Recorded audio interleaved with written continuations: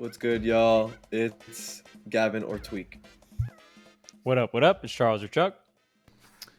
And what's going on? You got Matt or Haz. First, let me get these out of the way so that Charles doesn't have to. Before I even ask you guys how you're doing, check out the Patreon, patreon.com/Tweek Talks. Yes. Got some great Smash Ultimate content to cover today. We won't get to it all in this episode because there's a lot of it because we missed last week. So we're going to do a lot this week, cover the rest on the Patreon, and we're excited to do that. We love our patrons, so thanks for the support. Continue to get that moving. Also, the throne. Dude, Charles, Gavin, we've seen you guys in San Jose in a few weeks here. I can't believe it. The throne is coming up, not this weekend, but the one after. Make sure you guys check out the shop. The merchandise is actually fucking fire this year, which is amazing. It'll be linked in the description below. So buy a piece of merch, support our event out. Charles and I spend many, many hours on this event, along with many others who do a lot of hard work. Some of your favorites in the community. So we're really excited to show you what I think we killed it at Throne 1. I think we're going to do even better at Throne 2. Really looking forward to it. And Charles and I actually have decided to take a nice little vacation together before the throne. We're going to head out to San Jose a few days early and kind of just chill and vibe before the tournament starts. So that should be a lot of fun. And I'm looking forward to it very much because, like you, Charles, I know I've been working my ass off these last couple of weeks, months, whatever. And I just needed a break before we kind of dive into the craziness of running a tournament and all that shit. So I'm excited, dude. It should be a good time. Yes, and we're also going to be relaxing, and we're also going to be preparing for the event too. That's why we're going, right, Az? That's why we're going. Oh, because we have to write it off. That's true. That's true. We have to scout out the area, make sure it's clear. A lot of important prep work goes in. You guys wouldn't understand, okay? When you throw your own invitational, you don't understand, chat. But before we dive into it, I mean, there are a lot of great tournaments happening coming up. Actually, not just the Throne. We got Let's Make Moves Miami, of course. Shout out to our boy Max. Always throws a banger event down South Beach. So we're excited for that. But let's talk about some past events that maybe have occurred recently. Before we get into that, all you'll do, Gav, what's going on, man? How you doing? I'm good. It's been busy month, and it's still not quite over.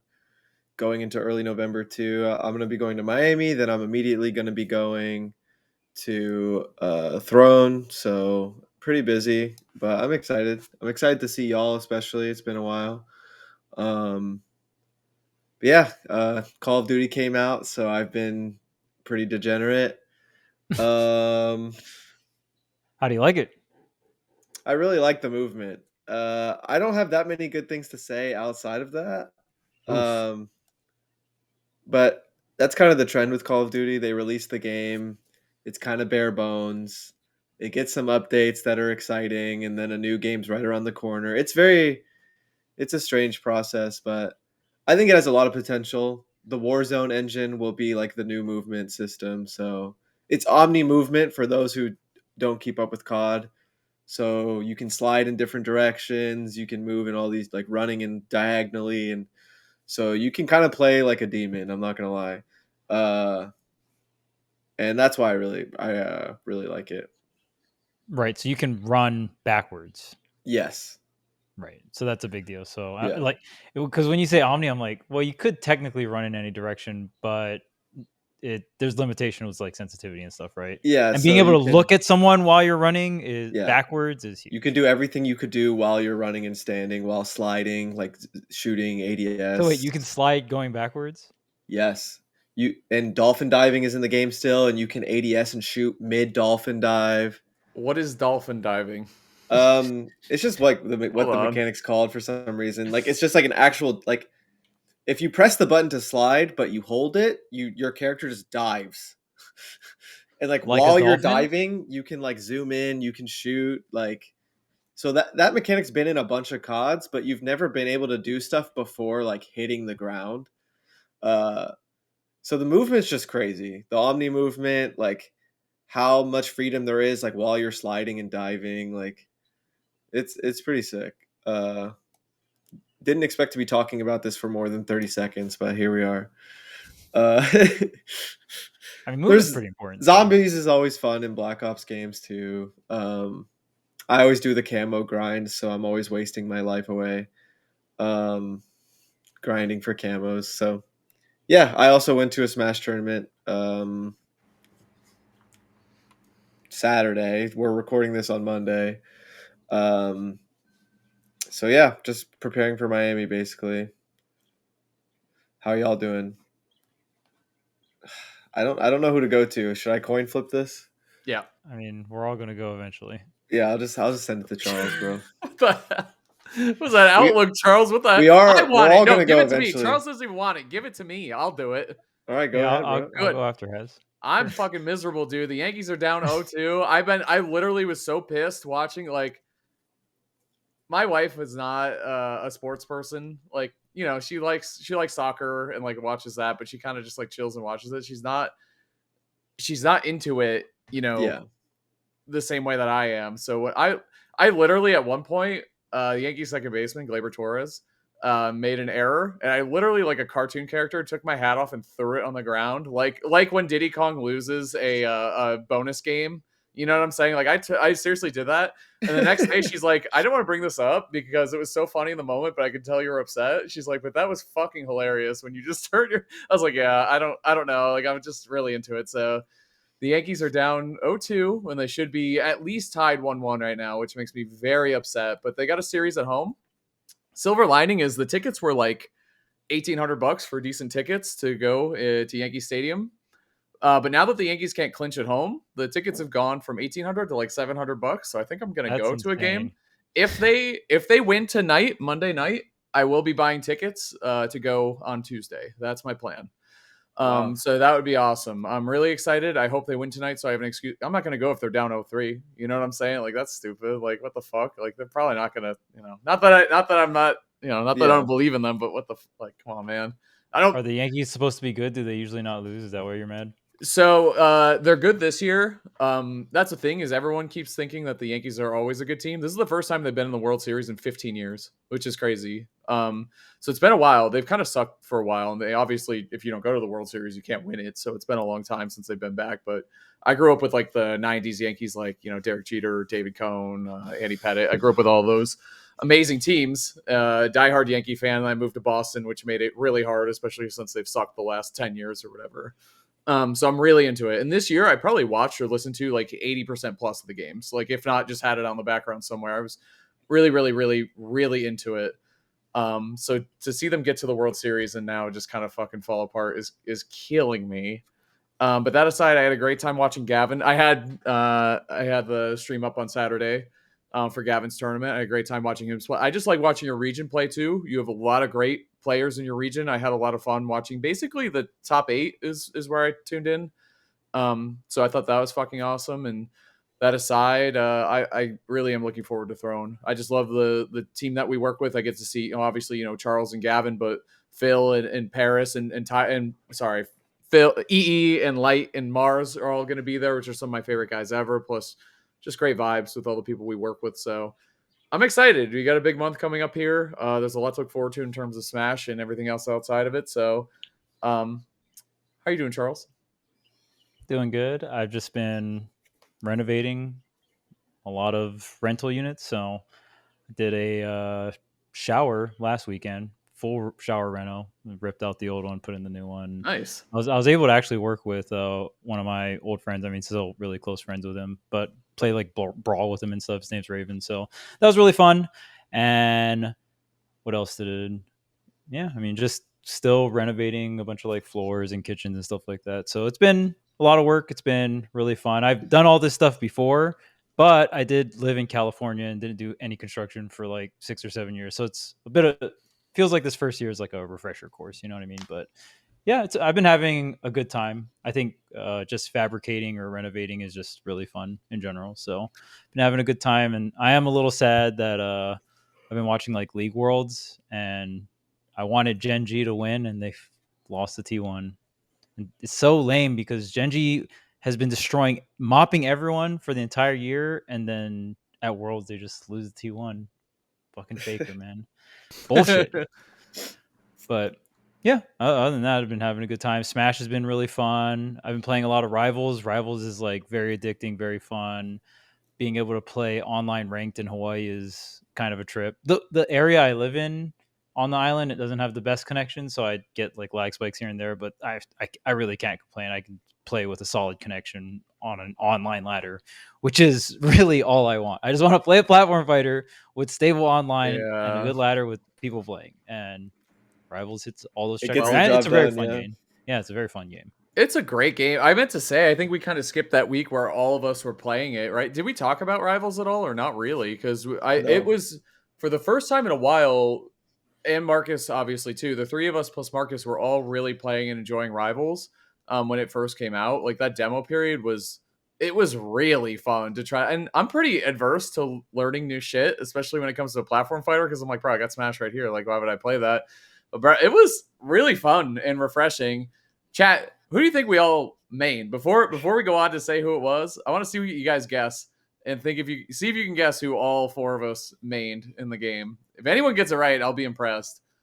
So we'll save that. We'll reveal that some other time. But I think that'd be a fun one for the chat to try. Put it in the comments though. Next episode we'll reveal. Put in the comments your guess. If anyone gets it right, I'll pay for your Patreon subscription for 1 month. All right, because the odds are that's tough, man. That's tough. Yeah. That is not easy. Getting all four is really. I'll be impressed. At least the roster is not crazy. Like, imagine doing that for Ultimate, guessing someone's main, you have no idea. Wait, but I think a lot of people could guess our mains in Ultimate at this point, Charles. Maybe. Well, right. I'm just saying if you didn't know. Damn it. All right. Anyway, what was I gonna say? Jeez. Gav, why don't we talk about the tournament you went to? I have some commentary on it, and then the tournament you have coming up this weekend. I don't know if you saw any of the seating for Let's Make Moves Miami or anything. No. I don't know if you've looked at it yet or whatever. It's looking stacked though. We could preview it if you wanted to. I don't know if you're one of those guys right now or not. Cool. I'm down. No worries. All right, let's talk about your Rutgers tournament though. Sure. Well, so I'm not gonna lie. I think a lot of people feel this way, and it's not even like a surprise to many people, but Ultimate's kind of whatever right now. Like, I don't really play much. I really want a new game. I really, really want a new Smash pretty bad. So I don't really practice that much. But this tournament was coming up. Zamba hit me up, Shasta Zamba, to just let me know that the event was happening a couple days beforehand. And I managed to get a ride with Noodle, another South Jersey guy, probably one of the coolest Ultimate players, to be honest, with the DK. So it ended up being a really cool time. It was a nice drive with everyone from my area. Wait, time out. Before isn't Noodle the DKBK guy? Yes. Okay, there you go. Now you all know. That makes it easier probably for everyone. I know. He is actually a technical DK player with like he's very fun to watch is what I'll say. Yeah. So, all right. Anyway, sorry. He plays very creative and free flow and lots of cool stuff. So yeah, I ended up going, which is nice because, like I said, I think since Cirque, I had played the game one time for like maybe an hour on stream, which is usually out of character for me. I'm usually pretty like rigorous with my routine and practice. So I thought this was great because, you know, if I show up, I have to play. I can't run away from the game if I'm at a tournament. So, and my region's very good. And it became a B tier like kind of overnight. You know, when me, Zamba, and Jackal and Syrup are registering, and Pharaoh and all those guys, like it makes it easier for the tournament to bump up pretty quickly. So yeah, it was pretty fun. I felt like I eventually started playing well. Like I warmed up, got a lot of sets in with a lot of different people. A lot of people came up to me and asked me if I was from New Jersey. That was interesting. Like that actually happened. Like probably like 5 times, like across 5 different people. So yeah, I guess I'm getting old. Those are the signs. During top 8, active. Yeah, unranked New Jersey. Unranked New Jersey wins the local tournament. That's what I texted Gavin after he won.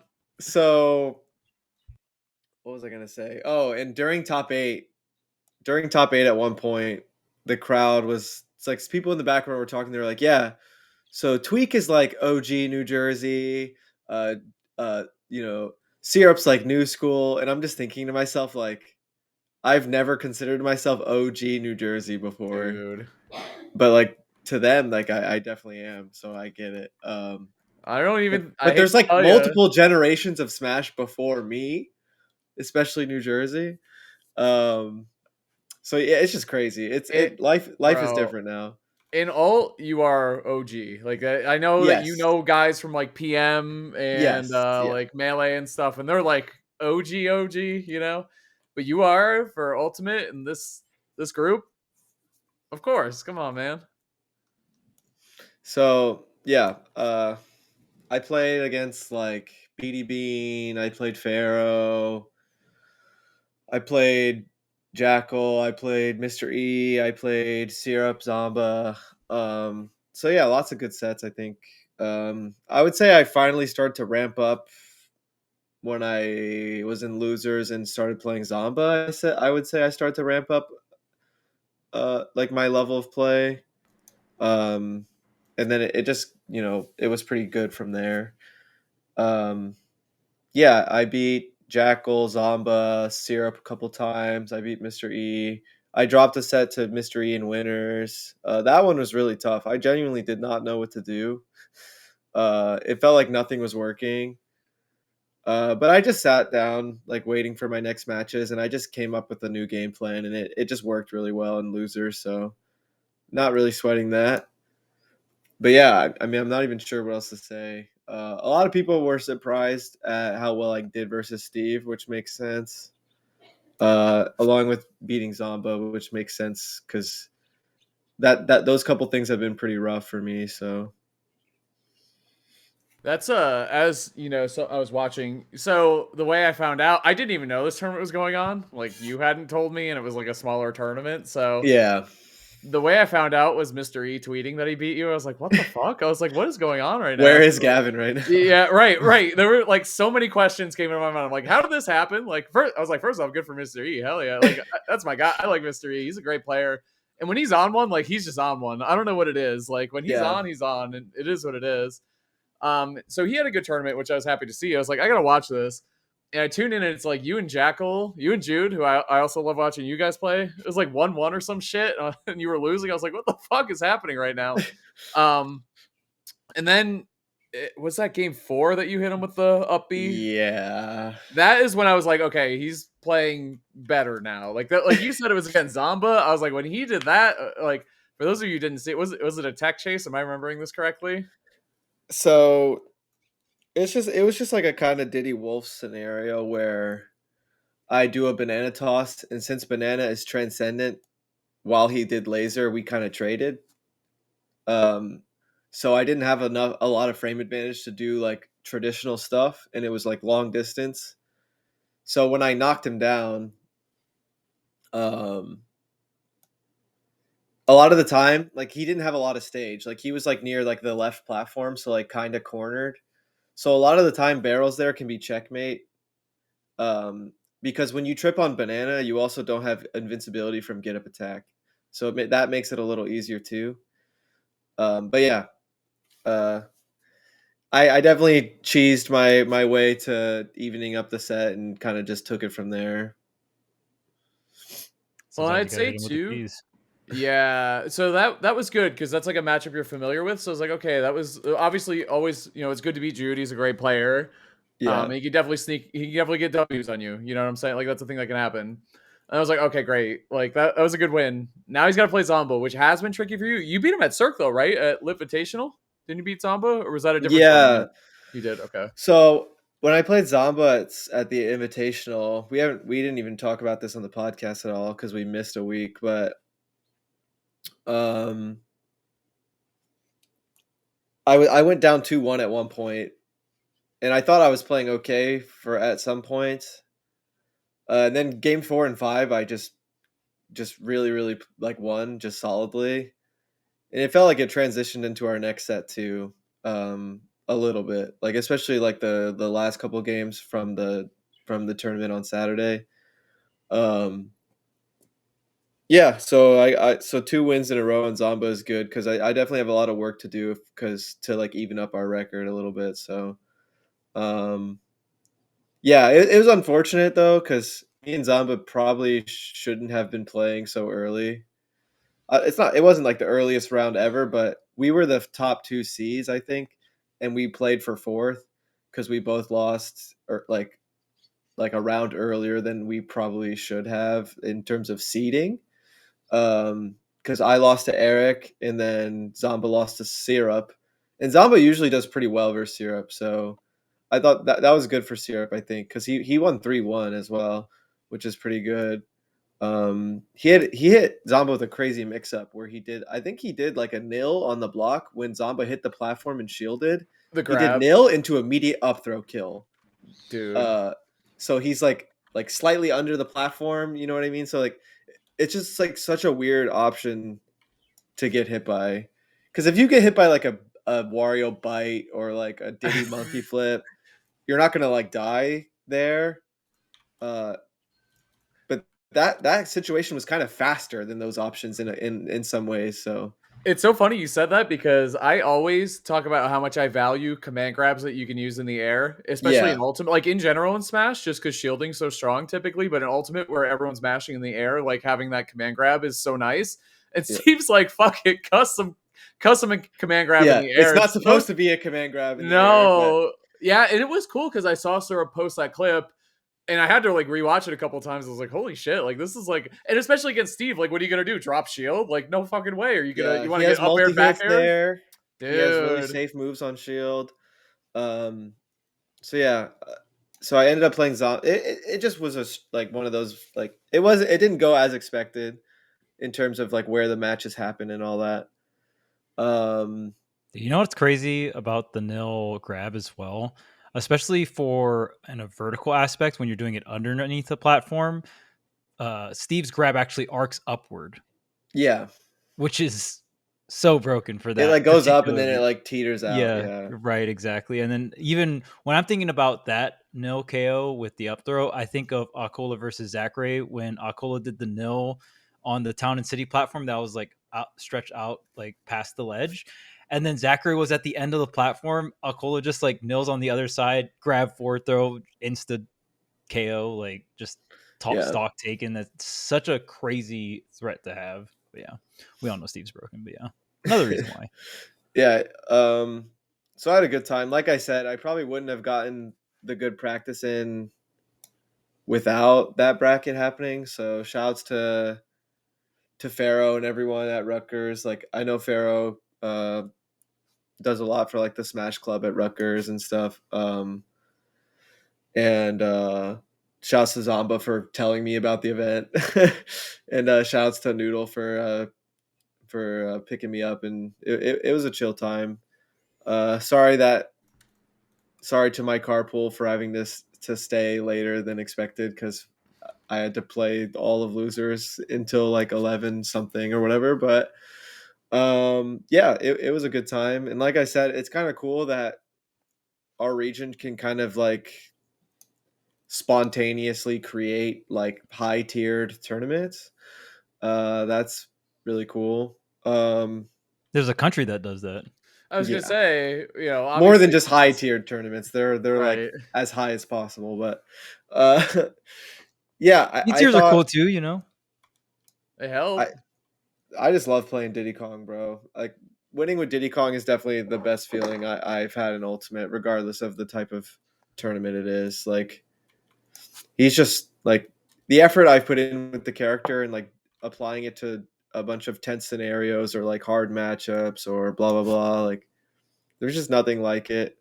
Um, like it's like people have said like there's so many situations where I should be going another character, but like we all know like I'm probably not, especially if I'm feeling like the more confident I am, the more likely I am to just go Diddy Kong. So um, I don't know. He's just the goat, bro.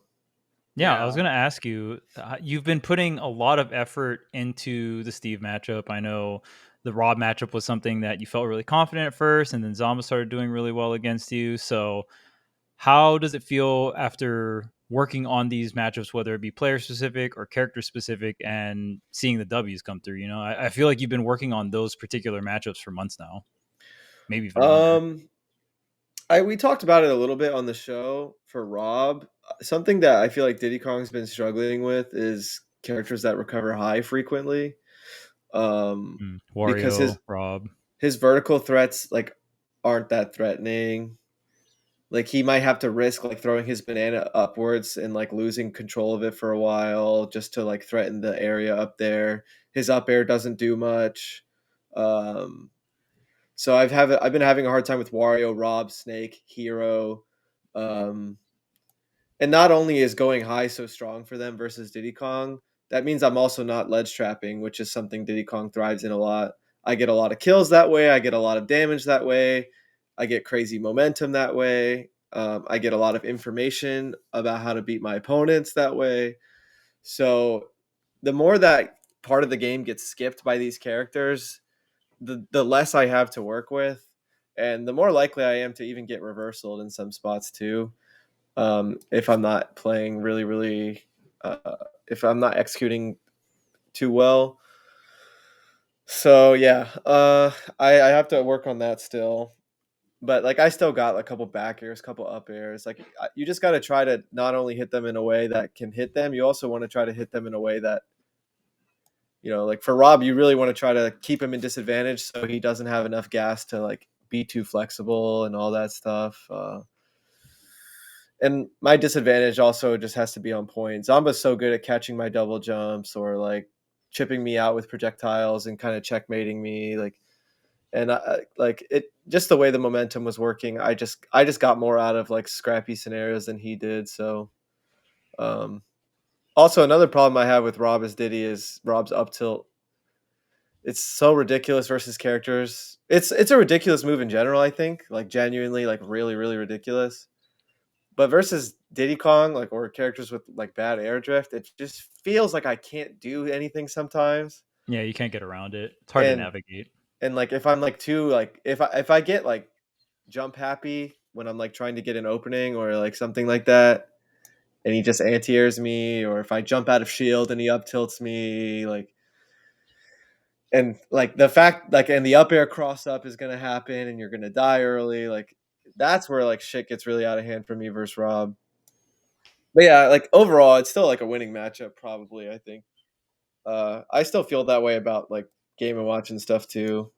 I just got to play better. And then versus Steve, I don't know. I think I was just riding the losers bracket momentum. Um, like just playing confident, playing fast, trying to be scary. uh, and it kind of brings me back to I don't know. I took a lot of losses kind of hard from the invitational, from the Luminosity Invitational, and then the Invitational for Cirque, and then the main bracket from Cirque. Like I lost a lot of game fives lately, and I tried to learn from them in terms of like what I was going to do next time in those spots, or to try to prevent those situations next time.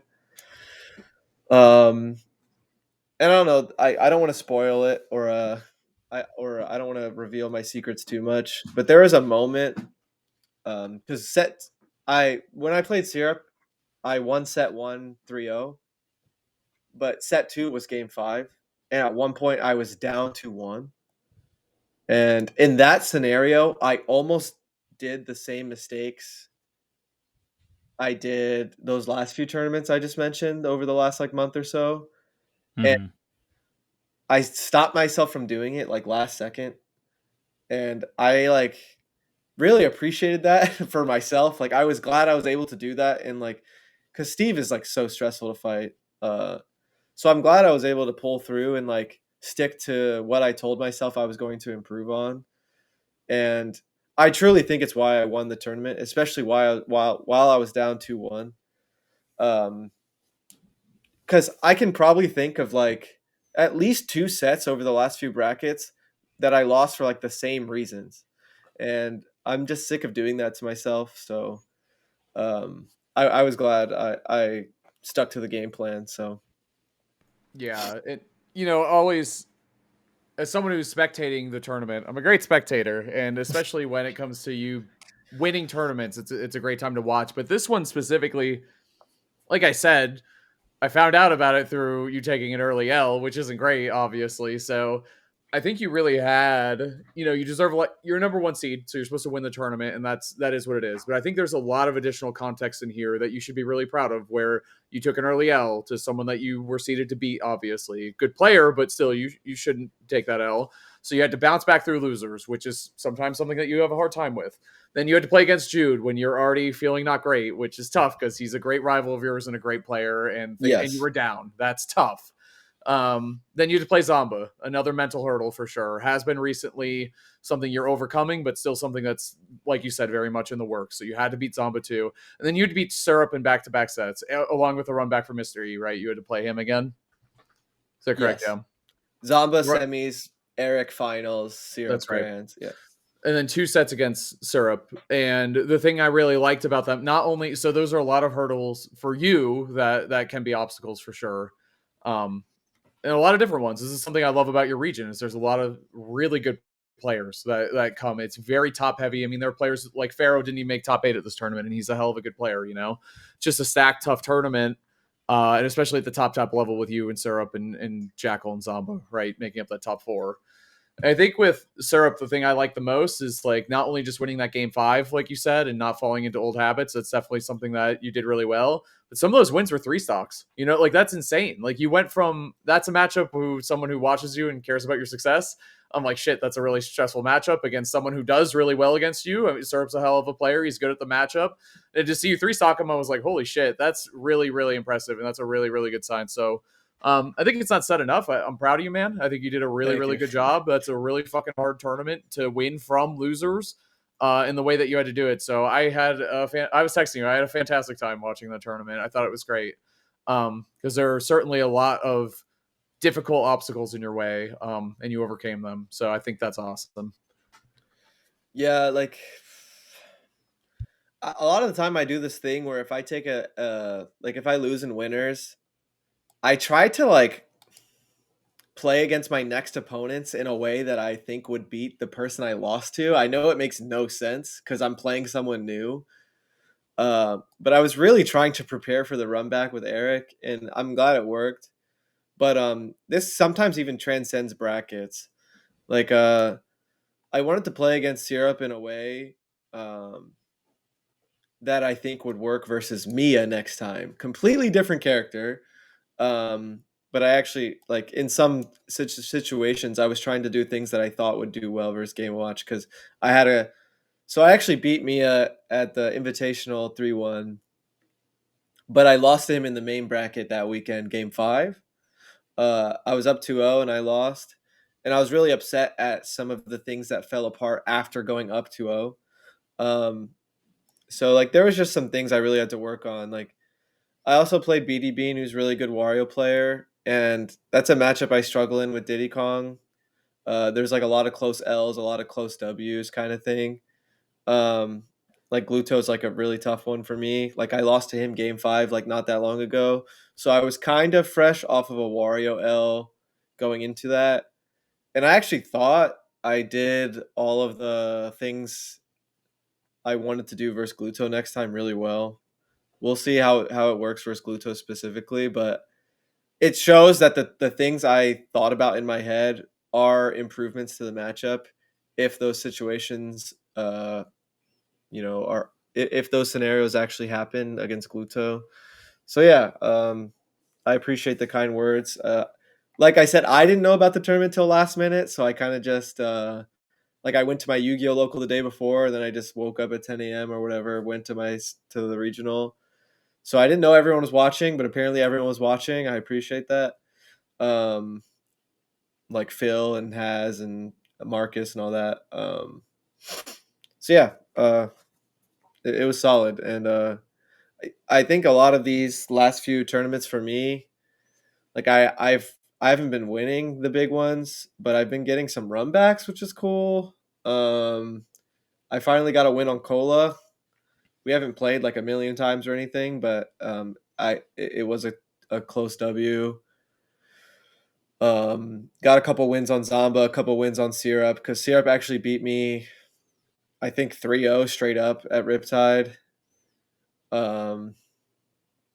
And I finally got a win on Mia as well. So I really do think if I just get a few more reps in, especially versus these players, it's going to be hard to have opportunities to play some of these players like Aquila and stuff like that. But I truly believe in myself in the sense of if I just get a few more reps in, like the wins are going to happen. And those 2 sets I had versus Mia that weekend was really validation in terms of like the things I was thinking are very reasonable. Like I really just need a few more reps, like a few more opportunities to fight them, because I won 3-1, was up 2-0 and got reversed 3-0. Like he really had to work for it.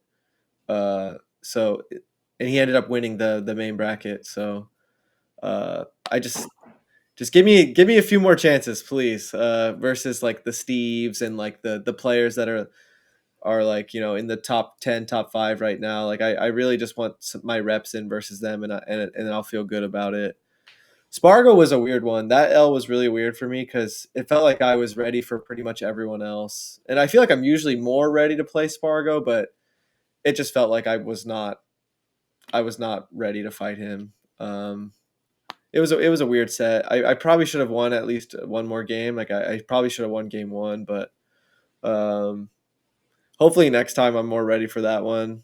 But a lot of the other players, I got a lot of runbacks and stuff like that. So Well, I think the justification on your game plans too, particularly against Mia, I think is probably the biggest W for you overall, right? I mean, you could also argue Syrup and Steve because the character. I feel like that's more of like the characters being the issue, but with Mia, I mean, you've never gotten a win on Mia, right? And Mia is so good, and you don't have a lot of opportunities, so you're taking this time to make game plans specifically against Mia and Game and Watch, and I think it's really nice to have somewhat of a justification on the direction you've been going in terms of what you've been planning for your game plans and what you've been working on. So it's really sick to hear because Mia is so good. I know Mia is not the most consistent when coming overseas, but Mia just it won looks an like he's overseas figuring tournament. it out. Yeah. Yes, exactly. One Cirque, So, yeah. It's a good Yeah, so start. pretty wild. Yeah. And there's just some crazy developments over the last few tournaments, like the Invitationals. Like Cola winning, obviously we talked about a lot when that actually happened. The Roy Stonks. But Light is doing ridiculously well. Lima is doing ridiculously well. Mia is obviously super consistent. T had a great weekend as well. So there's some interesting developments in Smash Ultimate in terms of players like really coming through. And then Mia went back to Japan and just won another big tournament too. So I think the best players in the world right now in terms of statistics have to be Spargo and Mia, and I don't think there's arguing it. Spargo won some P tiers. Mia's winning everything and then some. Like those two are definitely the top 2. I don't know if I keep up enough to know the separation between their ranks and all that. But like those are the players to beat right now. And then going into Miami, I think there's a lot of interesting things to say, right? Because Sonics is going to be around. It's been a little bit since we saw Sonics, and obviously he's going to make a big impact on the bracket. And also him being there changes a lot when it comes to Mia dominating lately. So, like that's the biggest question when it comes to like the most obvious like top seed. Like he hasn't been around in a little bit. Like he's clearly going to change things up a little bit. So Was the LG Invitational his last event that we really saw him at too? yeah, I think so, Dude. I know that's not that long ago, but there was a few big things. And obviously, even just one big bracket without Sonics is always like, oh, that's weird.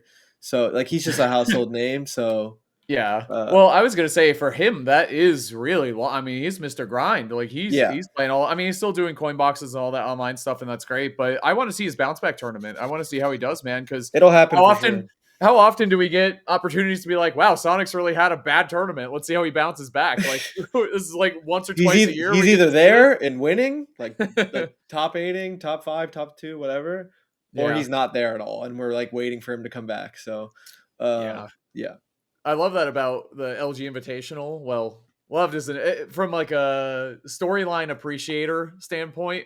Him versus Spargo round 1 of losers is like this we had a whole night to think about that happening.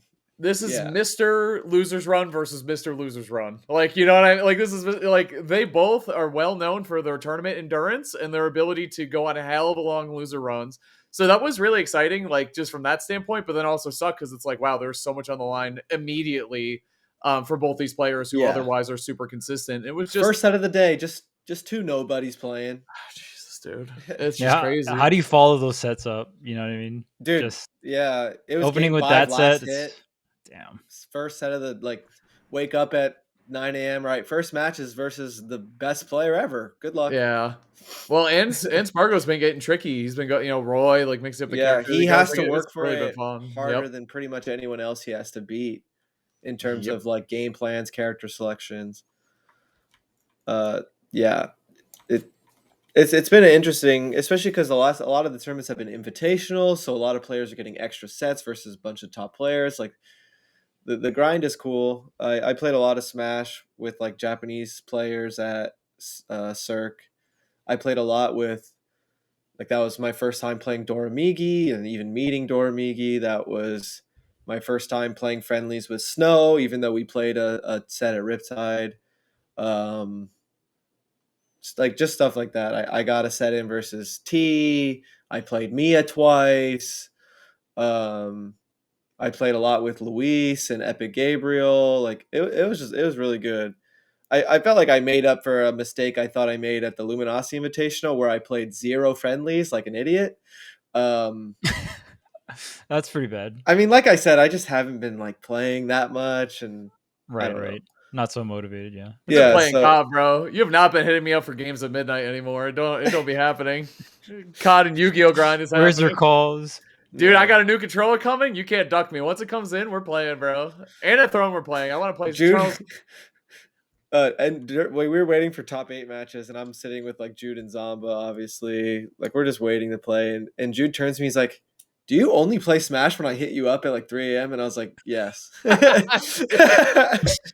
Something just clicked for Jude. And he's like, "Wait, you really don't play unless I hit you up?" I was like, "Yeah, you're one of the only people that like hit me up." So, dude, that's one of my favorite things about Jackal, because I know not everyone listening knows this, but sometimes he'll just have these moments of clarity and he just like says them out loud, which I love, dude. And he says some of the most profound shit I've heard in Smash. Like it's so, he'll just have these moments of clarity that are just so, it's like, yes, like dude, he played Squid Plumber yesterday or Saturday. And we were literally talking about how you're the reason he got way better versus Belmont. I taught him how to beat Belmont. I'm sorry, everyone else. He was like waiting in top 8 of like a regional, like a glitch type of tournament, right? Yes. And he had to play against Belmont. It was probably Squid Plumber again. And he hit you up like 10 minutes before he had to play it. But you sent him like a huge essay. Yeah. And he's been so grateful for it ever since. And I literally told him that we shouldn't repeat that to you because it's going to get to your head. Oh, please. I already knew that. Like, but here we are. Yeah. Of course. He's like, it already got to Haz's head. He already knew. He's like, who cares? I'm already winning the matchup, so he can take the credit or whatever. Coach of the year next year for my next Smash. Yeah, I can't wait. Some of those notes. But yeah, I don't play that much, and he just turned to me and had a realization. He's so funny like that. I love hanging out with Jude. It's fun. I can't wait for these next couple tournaments coming up. There was another player I wanted to shout out who's been doing really well is Raru, by the way. The Luigi. Dude. Man, he's been killing it. Like in a region where it's probably hardest to do it, I would say as well. With Luigi. I would agree. Yeah. Yeah. I think, and it's consistent. Yeah, I agree that making Luigi work in Japan is like the hardest region to do. Yeah. Sorry, I don't want to say it's impossible anywhere, but I will say it's probably the hardest in Japan. Because they be playing Min, bro. They be playing the keep away from me character. I did have like a 2-second conversation with Guy, and he doesn't think it's that bad. So, and apparently Raru might not either, because Raru clearly has a game plan. But I do know that 99% of Luigi players think Sephiroth Luigi is like as bad as it gets, which makes complete sense. Makes sense, yeah. You got a bit of range on stage, and the off stage is like that crazy, matchup right? is the disadvantage state. Like Cyclone's not saving you, buddy. Yeah. I'm very far away from that reversal. Yeah, Sephiroth is not down to If be you're that close to if you're willing to press down B in those situations, you're eating a up smash or something. I was like, just picture Sephiroth's up air and Luigi Cyclone. That's all you gotta know, really. Yeah, Like, it's right there. very far away from that. I'm sorry. Yeah. Dude. So yeah, it's interesting. You know what else is interesting? Something else cool that happened this weekend is that my guy Ashimo, what can't this guy do, by the way? Throwing the Shibuya Fist tournament. Okay, number one of it's number one. Not sure if that's a Hazmatt making Mars look foolish number one reference or not. We're not sure. Or if it's actually we're getting not confirmation, sure. Or if it's just number one. That's right. The way you say we, like it's a team of people studying to figure it out. Right. It has as a team, yeah. I'm not confirming or denying a team, but the first of its kind, and it was really cool because he said it's an unranked tournament, right? Like he said he didn't want it to, right? That's what he said. I didn't know about this. Like you're telling me this, like I don't know. It's an unranked invitational, so it like kind of takes the pressure off players to like, you know, think of it like a normal tournament and more just show up and play and have fun. And like he even tweeted, I'm pretty sure he tweeted at like Luminosity, like don't count this for rankings, which is really cool because it just brings a whole different vibe to playing. But I mean, you can see the grand finale. Thanks, Chris, our producer, for putting on screen here. But it was Shuton against Ashimo, and they are playing Aegis against Ryu. So it's, you know, they didn't go like fun secondaries and grands or anything. You know, like they still played. But it's just like the idea that it's not ranked. I just thought it was cool. I want to know more about it. Like I want to understand more. So maybe we can catch up with him at some point and kind of get an idea for what the feel is for the tournament. But I had a fun time watching it. So I mean, any excuse to watch a lot of these players play. Yeah, interesting for sure. Are invitationals just like the wave right now? It's kind of crazy that I went to 2 very recently, and I'm going to another one in like 2 weeks. Like I think invitationals just are popping right now. I think a part of it is so Summit is gone, and that left a void where everyone's like, we should step up, and like there's a lack of invitationals, and there isn't like one invitational that kind of like is the invitational. From a production standpoint, it's a lot cheaper and easier to deal with 16 people rather than 1,600, right? Yes. Like that just makes sense. Getting a venue is easier. It's all smaller and easier, and you kind of get that final end product. Because like think of like a full day, like 3-day major. Like what is the value of the first 2 days? Like if there's a huge upset where like someone that's not ranked top 100 beats like someone that's ranked top 10, okay, sure. But what are the odds of that happening? It's very low. And a lot of people really like where a lot of the viewership and all that stuff is in the top 8s or when the well-known players step up and play, right? Even if they are playing against someone who's not as well known, right? So the format just makes sense. It's kind of like you trim a lot of the fat of a major out in terms of like round 1 pools or even arguably round 2 pools. And so the thing that majors have though is like that top 128 at a stacked tournament. Man, that's the best. Like that, dude, it's the best. Like top 64, top 128. You don't get that, but you do get to see more matches of the same players, which is cool. So TLDR, it's a lot easier and cheaper to run invitationals, and you get to kind of control the content a little bit more when you do the invitational, right? Like you and Paris are going to be invited to Throne for as long as it's going on because you know you guys help promote it and do the podcast, and we love watching you guys play. So like that's going to go on forever, but it is an interesting thing that they have popped up so much, and I do think a part of that is the void that Summit has left behind has left room for more people to take a swing at this format. I think. That's part of the reason why we got started. You know, I don't know if we would. Practice is very solid at these invitationals because it's so much easier to like set a time and place and specific character player. Like, dude, I sat down as a player. I'd imagine it's really nice. Yeah. Well, I sat down with Gluto after the Luminosity one for like 4 hours, bro. We just played and just kept playing. And dude, Charles knows this. All y'all know this. I hate to be the first person to stop playing. Like I like feeling like my opponent has given up. Like they're just done. Like I hate losing the last game. Like everyone hates that, right? But like for me, it's like it's a fucking lifestyle. Gluto would just not stop playing. I stopped first. It's Like the immovable object, unstoppable force. I didn't know he had it like that, bro. Of course he Yeah, does. yeah. Look at him, bro. He's the president of France. I was just like, all right, I'm checking Dang, out, you put the white flag up. You're like, yeah, Yeah. I'm done. Like it's not even about winning or losing. I just can't do this. Yeah. Typically it's the French who surrender first. What the heck, Gavin? Come on, man. Apparently he has hella stamina when it's not like a hand thing. So, I believe that. and apparently Stamina's- he uses a controller that's like easier on his hands when he practices too. Yeah. So. Dude, I meant to ask, like, what is he? Because I know he's been trying to figure out a solution for that. Has he landed on anything he likes? I don't know. I actually didn't even ask him, but I think Silently grinded for 5 hours until you wave the white flag. it wasn't silent. We just didn't talk about that. Right. One but way I really like. It to was end a pretty session- silent, actually.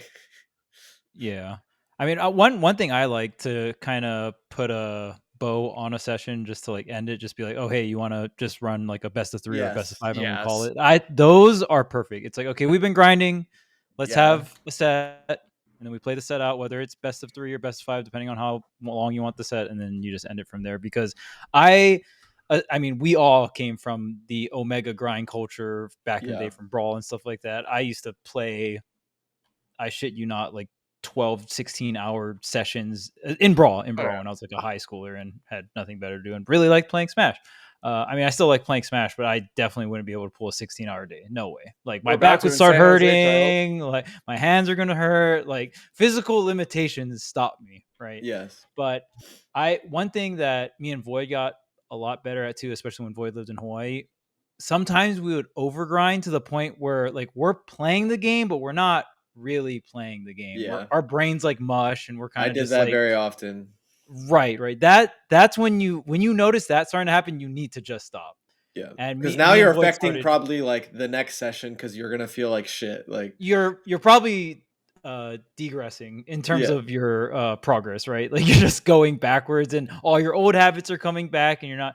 So me and Void started doing like maybe 1 to 2 hour sessions and we would just like stop it early and talk about the matches. Like I think that's when we started doing that. Like that. Yes, it helped really a lot where it's just like, okay, because me and Void used to just grind forever, but eventually we got to the point where we only played for shorter amounts of time. But I felt like that 1 hour felt better than like the 7 hour of just like mush grinding where your brain's just mush and you're just grinding for no reason. You're not really intaking anything. You're not really improving. You're just going through the motions, which can be helpful. But I'm a very big fan of knowing your stamina and how like understand the process of at least like, even if you don't know how to do it, try to optimize your time when playing. And sneak peek, as you get older, you are forced to do this because you will have less time. So coming from someone who had infinite time back in high school to now having very little time, it's trying to make those little optimizations and where it's like, okay, can I make this 1 hour of practice feel like 2 or 3 hours of practice, right? So I think understanding your stamina is important. You're going to play with your friend Hazmatt when we go to San Jose, right? Yes, I would love to. Yeah, it's a vacation. I'm going to play a lot of video games and eat a lot of good food and have a lot of fun. Dude, I can't wait. That is the plan. Yeah, we're bringing our Yu-Gi-Oh cards. Yes, we're nerding out. Dude, I can't. Yes, you can. Wait, you're not bringing your Yu-Gi-Oh cards? Oh no, I definitely am. I said I can't go early. Oh, okay. I was like, how can you not bring your Yu-Gi-Oh cards? He's going early. No, it's not that hard to bring a deck box. TSA pre-check. Yeah. Dude. I might bring 2. I'm not saying what the second one is. You already know better. What it is, though. Oh, of course I do. Yeah, I know both your decks. You don't know my secret second. If I'm using my second one, I don't care what it is. It doesn't matter, yeah. But I do want to bring my goat deck, but goat is pretty slow. I'll bring my goat. I'll bring my goat deck. Y'all can play that. Goat. Of course, I have 2 goat decks. Let's bring. I'll play against your goat deck. Who cares? I already told you, Gavin. I'll bring the turbo one. There's a combo goat deck. What is it? It's like Monster Gate and like some other card where you just like. Goat is not that bad, nothing bro. compared to modern combos, though. Well, no shit. Like modern combos, oh my god, dude, it's like too much, is what I'd say. Goat's fine. We should do Edison. I feel like that's a good. I gotta expand my brain. Overstimulating. Like Modern Yu-Gi-Oh is insane. Like, it is such a trip to try to learn that shit after the last time I played is like when I was in elementary school. You know, and I was like, what is happening right now? Like, what the fuck? It's awesome, dude. It is cool. I'm having a lot of fun learning it, and the decks I randomly chose and really like are getting support, so that's always fun. Nice. What are you gonna do? Dude. Anyway, well, I think we're gonna get into some Patreon content. I'm excited to watch Miami this weekend. I think you're gonna have a good tournament, Gavin. Grind up. When are you heading in? Thursday. Yeah. What's the plan? Are you playing with Paris? Probably. Are you grinding rivals before the event so you have to? No, I'm grinding Call of Duty instead. Okay. All right. Okay. See you at Call of Duty 4 in the morning when you have a flight at 7 a.m. Yay! Camos. All right, we're gonna get into Patreon bonus content. Probably just continuing the conversation about Smash. We didn't do a topic this week, so a mystery topic. That's how you market it. We're unprepared, so it'll be a mystery even to us. All right. So we were talking after the show. We were trying to figure out what we're gonna do for Patreon, and we realized Gavin's gonna be doing a lot of VOD reviews from his recent VODs to prepare for Miami anyway. So he's gonna do VOD review, and he's gonna post those before he goes to Miami. So if you're interested in that, that's the Patreon stuff for this week. So check that out, tweektalks.com/Patreon. And we'll see you there. Patreon.com/Tweek Talks, but you know what he meant. What did I say? So you just flipped it. It was funny. Did you do tweektalks.com/Patreon? Yes. Did I really? Oh, God. Yeah. I'll probably upload like 1 or 2 sets before Miami. I like the mix of the typical content with the VOD reviews. So yeah, thank you guys so much. We have a bunch of stuff to look over, so I think it's pretty good regardless of which one I choose to review. Lots of exciting stuff coming up. Thanks for supporting the show and us as always, and have a good one. Peace.